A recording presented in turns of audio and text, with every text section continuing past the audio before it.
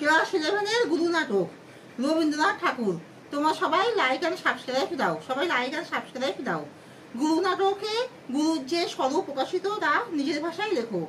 গুরু নাটকে রবীন্দ্রনাথ ঠাকুর শাস্ত্রাচার, মিথ্যা সংস্কারের বিরুদ্ধে প্রতিবাদ করেন। গুরু সবার কাছে পূজ্য।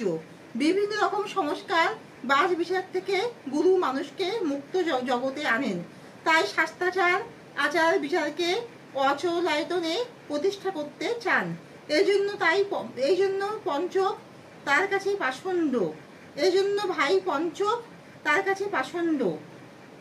তিনি দাদা ঠাকুর পঞ্চকের ভাই পাষণ্ড। তিনি দাদা ঠাকুর আসার খবরে আতঙ্কিত। তাদের পঞ্চকের ভাই হলে পাষণ্ড, তিনি দাদা ঠাকুর আসার খবরে আতঙ্কিত। পশুক মুক্ত জীবনের পন্থী গুরু প্রত্যেক মানুষকে সংস্কার মুক্ত করবেন তিনি বিশ্বাস করেন। পঞ্চক আবার কুসংস্কারের বিরোধী। তিনি বিশ্বাস করেন যে গুরু সকল মানুষকে সংস্কার মুক্ত করবেন, এটাই তিনি বিশ্বাস করতেন। ভাই তোরা সব কাজই করতে চাস, বক্তার এই প্রশ্নের কারণ। ভাই তোরা সব কাজই করতে চাস, বক্তার এই প্রশ্নের কারণ। পঞ্চক তৃতীয় যুবককে আলোচ্য প্রশ্ন করেছে। পঞ্চক অচলায়তনের মধ্যে থেকেও কুসংস্কার সংকীর্ণতার বিরুদ্ধে মুক্ত প্রতীক ছিল। কুসংস্কার আর সংকীর্ণতার বিরুদ্ধে তিনি মুক্ত প্রতীক ছিলেন। যুবকদের সঙ্গে সাক্ষাতে সে জানতে পারল তার কুসংস্কারের জড়তার বিরুদ্ধে। তাদের যুবকদের সঙ্গে সাক্ষাৎ এসে জানতে পারলো তারা কুসংস্কারের জড়তার বিরুদ্ধে। তারা কুসংস্কার মুক্ত অন্য জগতের মানুষ। তারা কুসংস্কার মুক্ত অন্য জগতের মানুষ। তারা চাষ করে কাকুর, খেসারি ডাল প্রভৃতি চাষ করে। তারা লোহা পেটায়। যুবকরা কেউরি, মরিচি, মহাশীতবতী, উন্নীয় বিজয় কোনো মন্ত্রই জানতে পারে না। যুবকরা কেউরি, মরিচি, মহাশীতবতী, উন্নীয় বিজয় কোনো মন্ত্রই জানতে পারে না।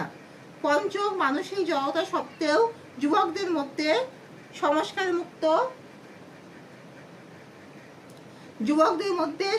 মুক্ত আদর্শের বিকাশ দেখে তার মনে প্রবল আনন্দের উচ্ছ্বাস ঘটে।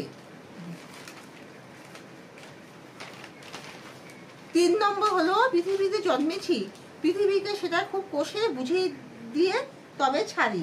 মন্তব্যটি বিশ্লেষণ করো। রবীন্দ্রনাথ ঠাকুর পুঁথি সর্বস্ব শিক্ষার বিরোধিতা করেন। রবীন্দ্রনাথ ঠাকুর পুঁথি সর্বস্ব শিক্ষার বিরোধিতা করেন। অচলায়তনে কুসংস্কারের জড়তা জীর্ণতায় নিয়মবদ্ধ শিক্ষার প্রতিবাদে মুখর এই যুবকদের কর্মবহুল জীবনকে তিনি গুরুত্ব দিয়েছেন।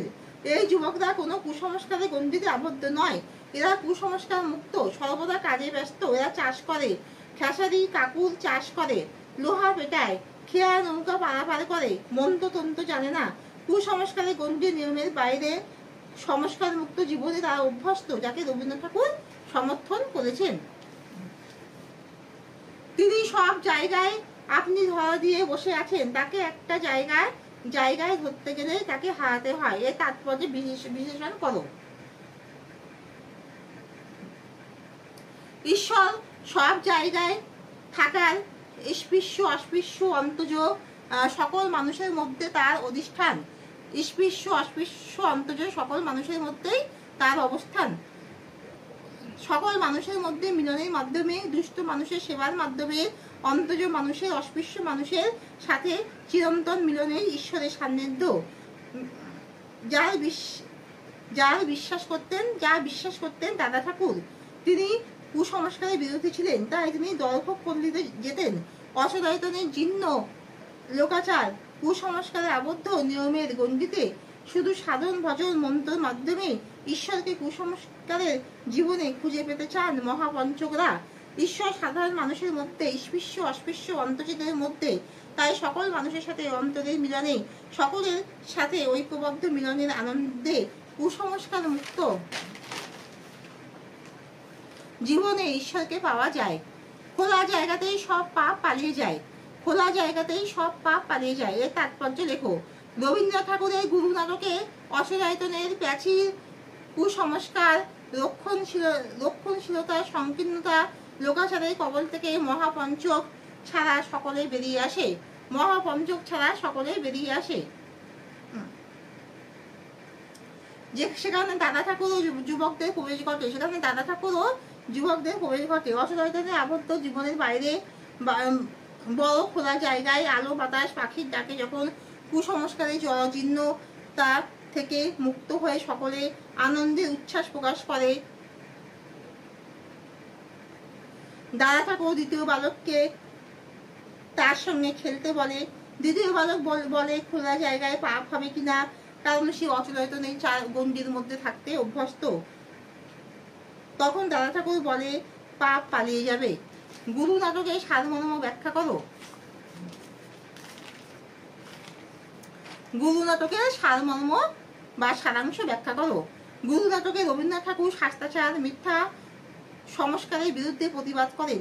গুরু সবার কাছেই পূজ্য। বিভিন্ন রকম সংস্কার বাদ বিচার থেকে গুরু মানুষকে মুক্ত জীবনে আনেন। তাই শাস্ত্রাচার আচার বিচারকে অচলায়তনে প্রতিষ্ঠা করতে চান। এই জন্য পঞ্চকের ভাই তার কাছে পাষণ্ড। তিনি দাদা ঠাকুর আসার আতঙ্কে আতঙ্কিত। পঞ্চক তৃতীয় যুবককে বলেছেন যে পঞ্চক অচলায়তনের মধ্যে থেকেও কুসংস্কার সংকীর্ণতার বিরুদ্ধে মুক্ত প্রতীক ছিলেন। তাই তিনি তৃতীয় যুবকের সাথে আলোচনা করেন। যুবকদের সঙ্গে সাক্ষাৎ এসে জানতে পারলো তারা কুসংস্কারের জড়তার বিরুদ্ধে, তারা কুসংস্কার মুক্ত অন্য জগতের মানুষ। তারা চাষ করে, কাকুর খেসারি ডাল চাষ করে, তারা লোহা পেটায়। যুবকরা কেউরি, মরিচি, মহাসিদ্ধবতী, উন্নীয় বিজয় কোনো মন্ত্রই জানতে পারে না। পঞ্চক মানসিক জড়তা সত্ত্বেও যুবকদের মধ্যে সংস্কার মুক্ত আদর্শের বিকাশ দেখে তার মনে প্রবল আনন্দের উচ্ছ্বাস ঘটে। রবীন্দ্রনাথ ঠাকুর পুঁথি সর্বস্ব শিক্ষার বিরোধিতা করেন। অচলায়তনে কুসংস্কারের জড়তার, জীর্ণতার, নিয়মাবদ্ধ শিক্ষার প্রতিবাদে মুখর এই যুবকদের কর্মবহুল জীবনকে তিনি গুরুত্ব দিয়েছেন। এই যুবকরা কোনো কুসংস্কারের গণ্ডিতে আবদ্ধ নয়, এরা কুসংস্কার মুক্ত, সর্বদা কাজে ব্যস্ত। এরা চাষ করে, খেসারি কাকুর চাষ করে, এরা লোহা পেটায়, এরা খেয়া নৌকা পারাপার করে, এরা মন্ত্রতন্ত্র জানে না, এরা খেয়া নৌকা পারাপার করে, এরা মন্ত্রতন্ত্র জানে না। কুসংস্কারের গণ্ডির নিয়মের বিরুদ্ধে সংস্কার মুক্ত জীবনে তারা অভ্যস্ত, যাকে রবীন্দ্রনাথ ঠাকুর সমর্থন করেছেন। ঈশ্বর সব জায়গায় থাকে, অস্পৃশ্য অন্তর সকলের মানুষের মধ্যেই তার অধিষ্ঠান।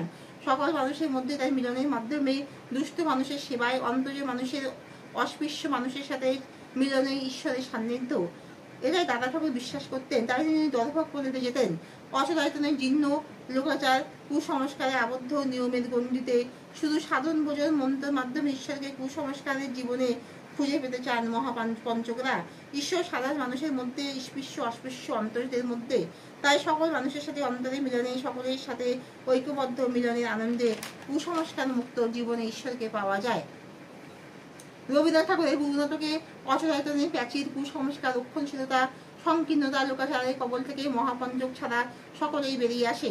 সেখানে দাদা ঠাকুর ও যুবকদের প্রবেশ ঘটে। অচলায়তনে আবদ্ধ জীবনের বাইরে বড় খোলা জায়গায় আলো বাতাস পাখির ডাকে যখন কুসংস্কারের জরাজীর্ণতা থেকে মুক্ত হয়ে সকলে আনন্দে উচ্ছ্বাসে প্রকাশ করে, দাদা ঠাকুর দ্বিতীয় বালককে তার সাথে খেলতে বলে। দ্বিতীয় বালক বলে খোলা জায়গায় পাপ হবে কিনা, তখন দাদা ঠাকুর বলে পাপ পালিয়ে যাবে।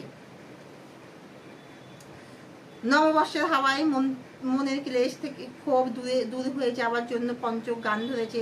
আকাশের ঘন নীল মেঘের মধ্যে সে মুক্তির স্বাদ দেখে, সে নৃত্য সহকারে গান করছে এবং অচলায়তনের ছাত্রদের মাথায় তুলেছে। তার দাদা মহাপঞ্চক তাকে তিরস্কার করেছে। তিনি মহাপঞ্চক মনে করেন সুভদ্রের উত্তরে 4 লাখ খুলে দিয়েছে। তাই উত্তরে অধিষ্ঠাত্রী দেবী এক গুটা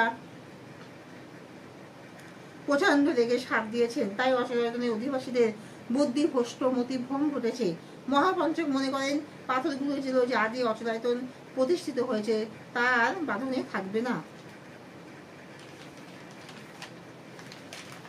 এখানেই শেষ করছি। তোমরা সবাই লাইক আর সাবস্ক্রাইব দাও।